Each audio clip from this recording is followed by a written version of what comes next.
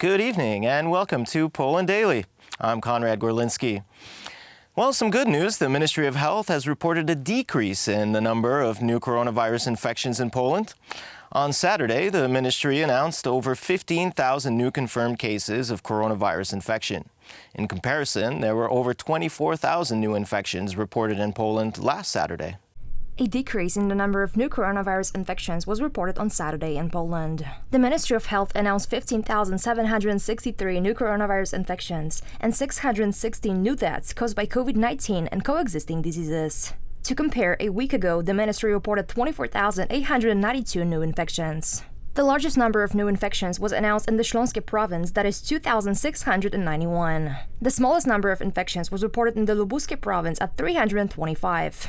85,431 tests for the presence of the coronavirus were conducted in Poland in the last 24 hours. Over 8,700,000 vaccinations have been performed in the country so far. And the funeral of Prince Philip, husband of Queen Elizabeth II and the Duke of Edinburgh, who died on April 9th, was held today in the UK. The Duke of Edinburgh's funeral was a ceremonial royal funeral. It could not be a state funeral, as that is generally reserved for monarchs. The funeral, which was attended by only 30 family members because of the UK government's COVID-19 restrictions, took place at St. George's Chapel in Windsor Castle. Buckingham Palace released the list of those who attended the royal funeral alongside the Queen, which included the deceased prince's 4 children, 2 grandchildren, and other family members. The funeral was held at 3 p.m. after a short procession, which brought the coffin to the chapel. The coffin was covered with his personal standard, a personal flag, and surmounted with his sword, naval cap, and a wreath of flowers. Minute guns were fired by the King's Troop Royal Horse Artillery from the east lawn of Windsor Castle for the duration of the procession, according to the funeral plan announced by the palace. At 3 p.m., a national minute of silence was observed before the final service, which was conducted by the Dean of Windsor. The service ended as the Duke of Edinburgh's coffin was lowered into the royal vault in the chapel, where he is to rest. The Queen was seen in public for the first time since her husband died. Prince Philip was 99 when he died, a short while after he left hospital. He was married to the Queen for 73 years. He was a war hero and modernizer. Philip was born as Prince Philip of Greece and Denmark on the Greek island of Corfu in 1921. At 18 years old, he joined the British Royal Navy as a cadet. This led him to see active service for Britain during the Second World War with bravery, being engaged everywhere from the Indian Ocean to the Mediterranean. 2 years after the war, in 1947, Prince Philip renounced his Greek and Danish royal titles and gave up his career in the Royal Navy in order to marry then Princess Elizabeth. Ahead of the marriage, he took up the surname Mountbatten and became a naturalized British subject. The marriage was a significant occasion for many reasons, not least that it was the first major and positive state occasion after the devastation and brutality of the Second World War. With the Queen, Prince Philip had 4 children, Charles, Anne, Andrew, and Edward. Known publicly for his gruff manner, Prince Philip was nevertheless a loved and respected father, grandfather, and great-grandfather. Prince Philip was also notably a modernizer in the staunchly traditionalist and sometimes stubborn royal family institution, and he pushed for innovations where possible, such as taking royal walkabouts and holding informal palace lunches, where guests from diverse backgrounds were invited. He was also known for his advocacy and support for young people, and as such created the UK's most well-known young persons program, the Duke of Edinburgh Awards Scheme. He occasionally garnered controversy with spontaneous, politically incorrect comments, but they were always understood in the context of a man who came of age in a far different era. Since the 1940s, Prince Philip has been a key feature of British public life and will be remembered for his service to both Queen and country.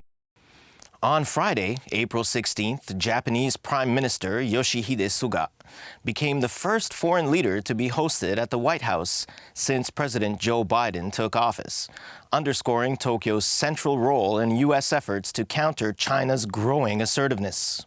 Suga first met with U.S. Vice President Kamala Harris and was then due to sit down with Biden in the Oval Office before holding a joint news conference. Earlier, Suga participated in a wreath-laying ceremony at Arlington National Cemetery. It is now my great pleasure to welcome the Prime Minister of Japan and to thank him for this visit, which is the first visit to the United States of a world leader since we came in office.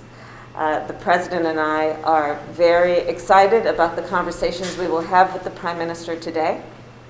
As you know, Mr. Prime Minister, you and I met just about a month ago during the Quad Summit, which was a meeting with the United States, with our allies, Japan, with Australia, and with India, where we had extensive conversations about a collaboration and a friendship around some of the biggest challenges facing our world.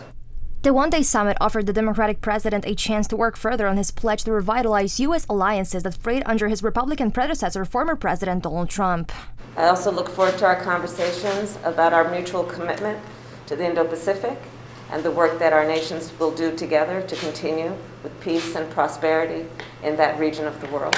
And it is also a personal point of privilege for me to spend this time with you. As you know, I come from California, where we have a very strong and vibrant Japanese American community who has made great contributions, obviously, to not only the state but to the country. According to a senior U.S. official, the meeting was expected to yield steps diversifying supply chains seen as over-reliant on China and a $2 billion commitment from Japan to work with the United States on alternatives to the 5G network of Chinese firm Huawei. Biden and Suga also discussed human rights issues related to China. The summit, Biden's first face-to-face meeting with the foreign leader, was expected to produce a formal statement on Taiwan, a Chinese-claimed self-ruled island under increasing military pressure from Beijing. Taiwan is China's most sensitive territorial issue. Thanks for tuning in tonight and have a great weekend.